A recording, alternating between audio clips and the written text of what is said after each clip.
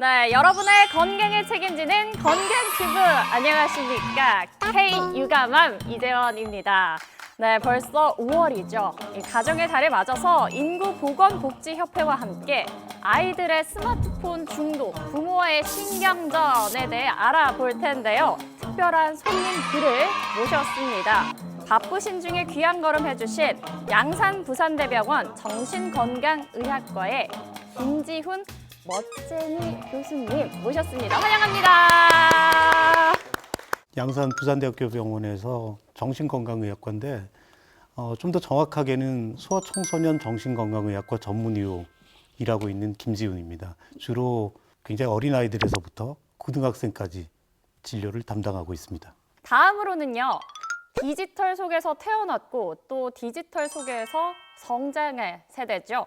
알파 세대의 대표, 초등학교 4학년 잼민이 이하엘 군입니다. 대한민국 대표로 나온 잼민이 이하엘입니다. 잼민이 귀여워! 오늘은요, 아이들의 스마트폰 사용 언제부터 얼마나 허용해야 할지 참 부모님들이 저를 포함해서 고민도 많으시고 신경을 많이 쓰고 계실 텐데요. 오늘 그 걱정 한 번에 끝장 내보도록 하겠습니다. 바로 가볼까요?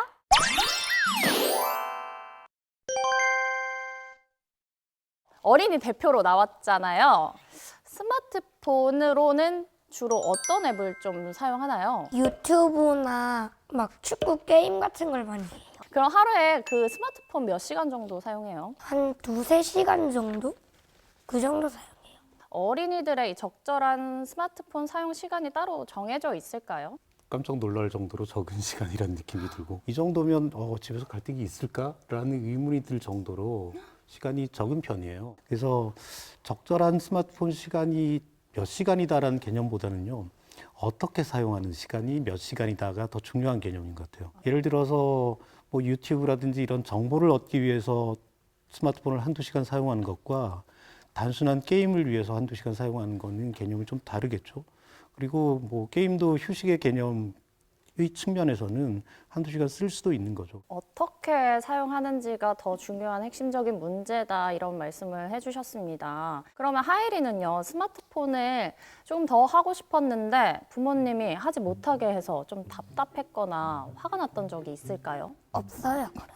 그런 적 없어요. 엄마가 뭐 두세 시간 정해놓고 쓰는 거 적응됐거든요. 더 어렸을 때부터 안 된다는 것에 대한 확고한 좀 개념을 심어주면 우리 하일이처럼 2시간만 해도 저 만족해요 이렇게 할 수 있는 게 맞나요? 그럼요. 아, 결국 우리가 제일 짜증 날 때가 있죠. 줬다 뺐을 때. 처음부터 적절한 조절력을 잘 갖추게끔 구조가 잘 돼 있으면 나중에 이런 갈등은 되게 적어지는 거고요. 적절한 것에 대한 합의를 이룰 수 있는 그런 대화 방식이라든지 그런 분위기가 굉장히 중요한 개념이 돼버리는 거죠. 사실 이 어린이 개인으로서의 조금 문제, 뭐 발달 지연 이런 것도 솔직히 있을 것 같거든요. 어떨까요? 우리가 키가 크고 몸무게가 늘고 운동 능력이 좋아지는 것들의 대부분의 영향은 뇌의 역할이란 거죠. 다시 말해 뇌가 발달하는 과정도 굉장히 중요한 개념이고 이 발달은 청소년기를 지나서 성인이 될 때까지 계속 연결이 돼요. 이게 나이입니다. 만 5세, 만 20세예요. 이 앞부분에 쉽게 우리가 이해를 하자면 이 색깔이 파란색으로 짙어질수록 뇌가 성숙될 때 보이는 현상들이에요. 여기가 뇌의 뒤쪽 부분이에요. 우리 흔히 후두엽이라고 하는 그 뒤쪽 부분인데 여기는 뭐 시각 이런 것들 굉장히 어릴 때도 갖고 있는 능력들에 관련된 부분이에요. 여기서부터 위치 감각이라든지 이런 부분들은 빨리 발달을 하죠. 근데 앞쪽에 보면 여기를 우리가 전두엽이라고 그러고 특히 요 이마 바로 뒤쪽 부분을 전전두엽이라고 그래요. 우리가 생각하는 흔히 뭐 생각한다든지 감정이라든지 이런 부분 고위 인지 기능이라고 하는 부분들은 거의 다 전전두엽의 기능이에요. 그래서 예전에 우리 외계인들 표시할 때 굉장히 우리보다 앞선 문화에 있다고 생각을 했었잖아요. 이 외계인들을 묘사할 때 앞 이마가 툭 튀어나오게 묘사를 했던 거죠. 잘 보시면 만 5세만 되더라도 별로 여기가 활성화가 안 돼 있어요. 이 말은 굉장히 고의적인 뭐 심각하게 사고하고 조절하고 이런 능력보다는 좀 더 본능적에 가까운 그런 움직임을 보인다. 이런 개념이 되고요. 이쯤이 청소년기예요. 청소년기가 되면 다 어른인 것처럼 보이지만 아직도 많이 발달 중인 뇌죠. 이게 만 20살쯤 돼야지 겨우 우리가 제대로 된 발달된 뇌라고 할 수 있는 거죠. 그래서 20살 이전에 공부해야 되는 게 맞네요. 머리가 굳는다는 말이 이 말이 그렇기 때문에 여기 지금 전두엽의 기능이 뭐냐의 문제죠. 결국에는 말씀드렸듯이 여러 가지 조절 기능이라든지 관리 기능 이런 것들을 하기 시작해요. 여기에서 뭐 심각하게 생각하고 감정을 조절하고 행동을 조절하는 이런 역할들을 하거든요. 스마트폰을 사용하게 되면 이게 다른 소위 물질 중독이라는 알코올이라든지 기타 유해 물질들 있죠. 우리 뇌에 영향을 주는 그런 물질들의 중독인 거하고 거의 비슷한 결과들이 있어요. 말랑말랑한 뇌예요, 아직까지. 그래서 어떤 자극이 오느냐에 따라서 이 뇌가 어떻게 네트워킹을 가지면서 성숙하느냐 이런 것들이 결정이 되는 거죠. 오상과 관련된 쾌락중추라는 게 있어요. 이 뇌 앞쪽에서는 이런 것들을 컨트롤하는 능력을 갖고 있고 그 뒤쪽에 조금 깊숙한 부분에 있어서는 좀 본능적인 그런 역할을 하는 거거든요. 근데 중독이 되면 이 쾌락중추가 계속 활성화가 돼요. 전두엽 쪽에서 그렇죠. 그럼 여기서 조절 능력은 상대적으로 떨어지게 되는 거예요. 이런 뇌의 변화들이 자꾸 오게 되고 다른 알코올 중독이나 기타 물질 중독들하고 비슷한 현상을 보이더라. 사실 저희 집에도 첫째 아이가 있거든요. 지금 4살인데 사실 밥을 정말 안 먹어요. 밥을 너무 안 먹어서 밥을 먹으면 패드를 보여주겠다. 약간 이런 보상 체계로 지금 돌아가고 있거든요. 근데 얘가 이 패드를 보여주면요. 굉장히 집중하는데 이 집중하는 게 이렇게 집중하는 게 아니라 약간 멍 때리듯이 집중을 하더라고요. 그래서 그걸 제가 보고 있으면은 말을 걸어요. 말을 걸으면 대답을 잘 안 해요. 뇌 집중력 면에서도 약간 발달이 덜 되고 조금 지연될 수 있겠다 이런 생각도 들거든요. 자, 첫째 집중이라는 부분이 있어요. 집중이라고 할 때 우리가 흔히 집중력이라고 표현을 해요. 그래서 집중해야 될 대상에 집중을 해야 되는 거고 그리고 그 대상의 집중을 유지를 좀 해줘야 돼요. 내가 이렇게 힐끗 보고 이쪽 보고 얘기하거나 딴짓하고 있으면 집중력이 떨어진다가 되겠죠. 만약에 우리가 여기서 녹화를 하고 있는데요. 저쪽 문 밖에서 폭탄 터지는 소리가 들리거나 비명 소리가 들려요. 근데 여기서 패널하고 카메라에 집중하고 있으면 이상하죠. 저쪽으로 빨리 집중을 옮겨가야 돼요. 필요한 자극 또는 적절한 자극에 내 주의를 옮길 수 있는 능력까지를 포함하는 겁니다. 동영상이 끊어지지 않고 돌아가려면 한 30프레임 이상 돼야 되죠. 30프레임이란 게 1초의 화면의 개수죠. 그러면 이 화면이 알아서 자극이 바뀌어주는 거예요. 그러면 이 고정된 자극을 주의를 기울이는 것보다 훨씬 더 적은 힘 가지고도 주의를 기울일 수가 있게 되는 거예요. 그래서 아무리 굉장히 산만한 아이라도 게임기 하나 줘버리면 몇 시간을 집중할 수 있는 이유가 그런 것들 중에 하나가 되는 거죠. 보상을 줄 때 우리가 굉장히 주면 안 되는 것 중에 하나가 돈이에요, 사실은 아이들한테는. 그 보상이 너무 크기가 크고 만족도가 커버리면 다른 보상이 먹혀들지를 않아요. 카이리는 지금 2-3시간밖에 사용 안 하고 있다고 했는데 2-3시간을 넘어가면 중독이라고 좀 얘기할 수 있을까요? 근데 중독이 되려면 몇 가지 조건들을 갖고 있어야 돼요. 첫째는 내성이란 게 있어야 됩니다. 전에 1시간만 하면 됐는데 이제 1시간만 하면 짜증나. 만족감이 없는 그렇죠. 2시간 이상 해야 돼. 네. 이게 내성이 생긴 거죠. 네. 그 다음에 또 금단이라는 개념이 있죠. 안 하면 그때부터 짜증나고 불안하고 초조해지고 이렇게 되는 거죠. 그리고 또 이게 내가 과하다고 생각돼서 줄이려고 하는데 그게 안 되는 것도 중독 기준 중에 하나가 돼요. 그리고 과도한 사용을 자꾸 하려고 애를 쓰는 거. 이런 조건 중에 몇 가지 이상을 만족시킬 때 우리가 중독이라고 하는 거죠. 그래서 몇 시간을 사용했느냐가 아니고 몇 시간을 사용했을 때 어떠냐의 개념이 더 맞는 개념이라고 얘기를 할 수가 있겠습니다. 요즘 세대는 또 알파 세대라고 한대요. 알고 있었어요? 아니요. 저도 처음 들어요. 알파 세대래요. 너 알파 세대예요. 저희 둘째도 있거든요. 둘째는 아직 1살인데 이렇게 바닥에 스마트폰이 있으면 귀여워서 이거를 이렇게 그래서 전 너무 깜짝 놀라서 이걸 내가 가르쳐 준 적도 없고 보여준 적도 없는데 너 이걸 대체 어떻게 알고 이렇게 하는 것인가. 태교를 내가 스마트폰 너무 했나. 얘가 뱃속에서 배우고 왔나 이런 생각을 했거든요, 교수님. 왜 이렇게 잘하는 걸까요? 직관적이라 그렇죠. 네. 네, 우리처럼 막 복잡하거나 어디에 막 굳어 있는 생각이 아니기 때문에 그냥 이렇게 움직이면 움직일 것 같다 그 생각을 먼저 하는 거죠. 생각하지 않고 자꾸 움직이게 되는 거죠. 근데요, 이렇게 성장 중인 아이들이 스마트폰을 지나치게 쓰게 되면 사실 뭐 학업이나 이런 대인관계에도 영향을 미칠 것 같아요. 어떤가요? 저희들이나 뭐 우리 진행자분 나이 때만 해도 스마트폰은 구해지는 거였잖아요. 구하는 거였잖아요. 네. 근데 얘들은 태어나면 옆에 있는 거예요. 뇌의 어떤 발달이나 조절 능력에 영향을 줘요. 조절 능력이란 게 어떤 건지를 제가 잠시 설명을 드릴게요. 네. 그러니까 오케스트라 지휘자 같은 느낌이라고 생각하시면 돼요.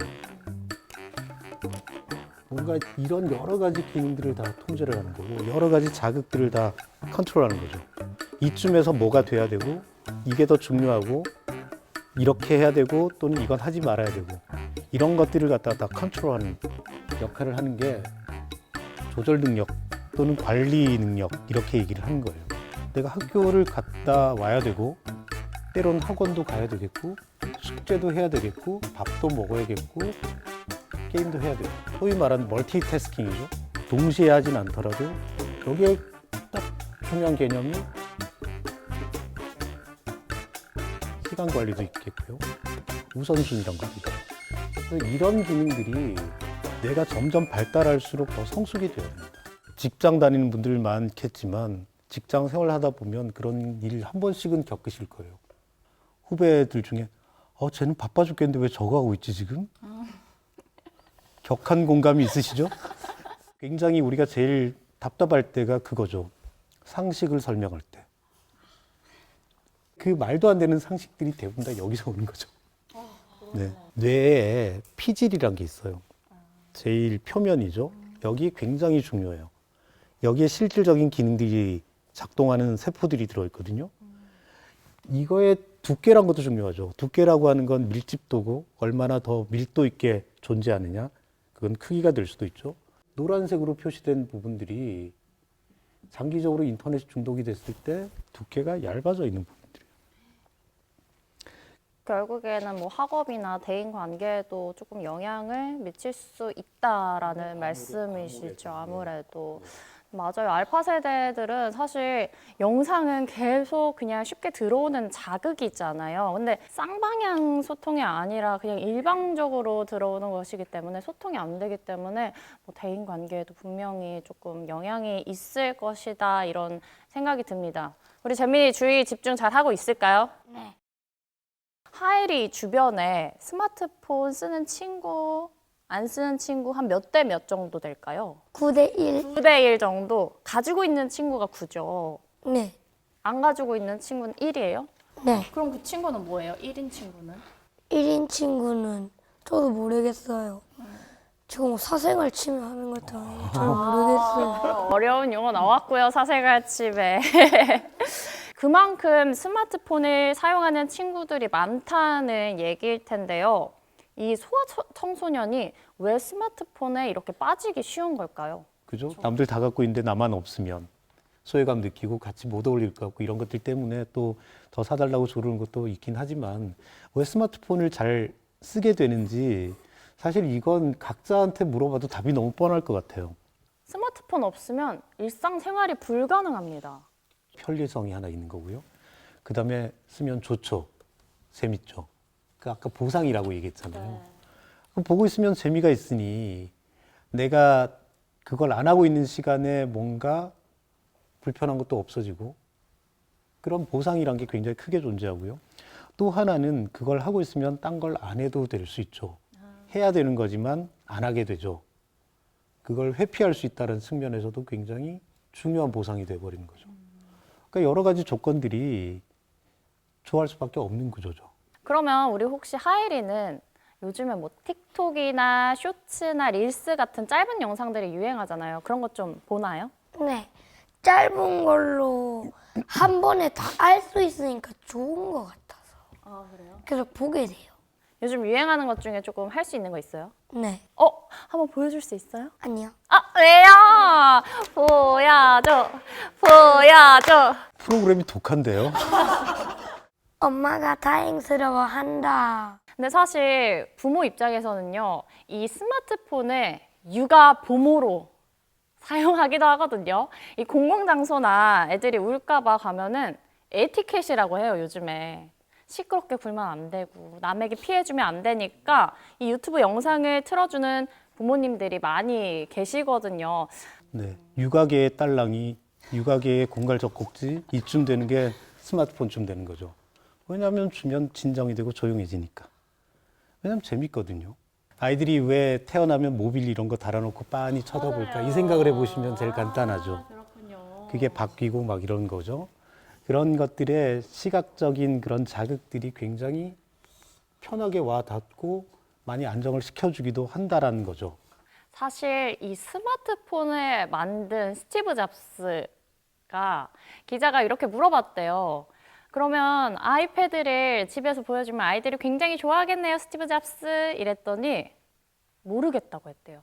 왜냐면 아이들한테 보여준 적이 없어서. 정작 스마트폰을 만든 당사자의 본인의 아이들은 스마트폰을 사용을 못하게 한다고 합니다. 그만큼 우리 아이들한테 스마트폰의 사용을 조금 제재하고 좀 정도껏 해야 된다 이런 말씀을 조금 드리고 넘어가는 게 좋을 것 같습니다.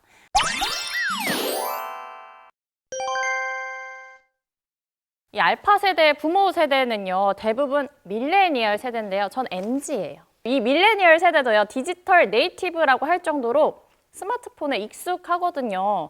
그래서 스마트폰에 덜 부정적이기도 하고요. 그래도 이 스마트폰을 쓰는 우리 아이들을 보고 있으면 저부터도 머리가 복잡해지는데요. 부모님들의 현실 고민 우리 교수님한테 하나씩 질문을 보면서 풀어가 보도록 하겠습니다. 하이리는 스마트폰을 사용하고 있잖아요. 근데 나 몇 살 때부터 조금 써도 될 것 같은지 그런 생각이 있을까요? 초등학생 입학하면 써도 될 것 같아요. 왜요? 초등학생부터는 생각이 좀 길어지고 하잖아요. 이거를 학습으로도 사용하고 있나요? 아니요, 저는 오직 재미. Yes, okay. 그러면 교수님 스마트폰 몇 살부터 쓰게 해주면 될까요? 조절력이 생겼을 때. 네. 조절력이 없으면은 이건 독이 되는 거죠. 그래서 내가 어느 정도 조절해주고 그 말이 먹히고 그 규칙을 따를 수 있을 때 만약에 못 따르면 어떤 시스템을 마련해서 규칙을 못 따를 때는 어떻게 한다까지를 따를 수 있을 때 이때가 줄 수 있는 타이밍이기 때문에 이건 계속 체크를 해보시는 수밖에 없을 것 같아요. 저희 첫째는 타이머를 사용하거든요. 이렇게 타이머가 이렇게 돌아가면 이렇게 빨간색이 자기가 볼 수 있는 시간만큼의 타이머를 쓰고 그게 띠띠띠 울려요, 다 보면. 그러면 그 자리에서 이렇게 일어나거든요. 그러면은 좀 조절력이 있는 편인가요, 교수님? 혹시 소아정신과 전공해 볼 생각 없으신가요? 어머님 보고 계시죠? 두루뭉술한 것보다는 시각적으로 딱 표시를 해주는 게 굉장히 중요한 겁니다. 이제 이게 막 끝날 때쯤에 한 번 더 말해줘요. 이거 이제 마지막이야. 시계 한번 봐봐. 이만큼 남았지? 이거 이제 마지막이야. 이렇게 얘기를 해줘요. 그럼 걔가 이거 마지막? 이게 마지막? 이러면서 마음의 준비를 하거든요. 그러니까 띠띠띠 하면 자기도 마음의 준비를 하고 있으니까 이게 마지막 열심히 보고 이제 끝내야지 하면서 딱 일어나거든요. 이런 엄마들이 있구나라는 걸 새삼 깨닫게 됩니다. 어머니 보고 계시죠? 갑작스럽게 끝내 이거는 네, 힘듭니다. 그래서 이제 시각적인 걸 또 다르게 이제 활용을 하려면 거기에 파란색 이렇게 표시를 좀 해두시고 나중에 되면 파란색이란 말을 만약에 알아들으면 이제 파란색이야 이렇게만 얘기해줘도 되는 거예요. 숫자로 된 시계보다는 훨씬 직관적입니다. 이 바늘 아날로그 시계가. 그리고 거기에 알람을 딱 맞춰둔다라는 건 굉장히 잘하시고 계신 거예요. 부모들의 아이들의 스마트폰 어디까지 좀 봐도 되는 걸까요? 수사하듯이 찾아내시면 관계 다 깨집니다. 핸드폰을 갑자기 엄마가 너 뭐 하고 있어? 이거 너 뭐 하는 거야? 너 뭐 하는지 엄마가 좀 볼게 이래도 돼요? 엄마가 제 거 마음대로 볼 때 뭔가 짜증나요, 살짝. 카톡에서 뭐 카톡방, 단톡방에서 내가 따돌림을 당할 수도 있고 누군가 나한테 욕을 할 수도 있잖아. 그럼 어떻게 하지? 엄마한테 말하거나 선생님한테 말해야겠죠? 그렇지. 이게 정답이거든요. 그러면 이 정도의 아이쯤이라면 굳이 왜 카톡을 봐야 될까요? 보호자들이? 말 못할까 봐. 우리 하엘이는 말을 잘하는데 말을 못하고. 말을 할 수 있게 만들어주면 제일 간단한 거죠. 그럼 어느 정도의 규칙이면 이 부모와 아이가 모두 만족할까요? 핸드폰 사용 규칙 1. 몇 시까지 한다. 2. 어쩌고저쩌고 한다. 3. 어쩌고저쩌고 한다. 자, 사인해. 엄마도 사인하고 딱 붙여놓는 거죠. 하엘이는 이런 규칙 어때요? 나쁘진 않을 것 같아요.